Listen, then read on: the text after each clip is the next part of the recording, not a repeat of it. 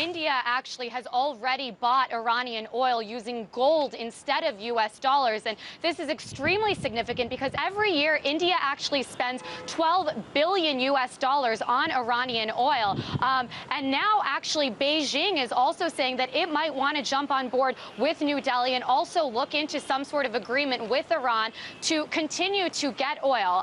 New Delhi and Beijing actually account for 40% of the imports of Iranian oil. The EU only counts for 20%. Obviously, we've been talking about all week about this oil embargo that the EU announced on Monday that they're hoping to roll out and put into place by July 1st. And obviously, if New Delhi and Beijing find a way to continue trading with Iran using gold instead of U.S. dollars, this would severely hurt what the European Union and Washington is trying to do. Russia has also said that it wants to continue trading with Iran using domestic currencies instead of U.S. dollars. Obviously, the point of the EU oil embargo would be to bring Iran back to the negotiations table over its nuclear program. Obviously, Iran has said consistently maintained that this is a peaceful nuclear program. The West believes that they are potentially developing nuclear weapons. So in response to the EU's announcement on Monday that it will place an oil embargo on Iran,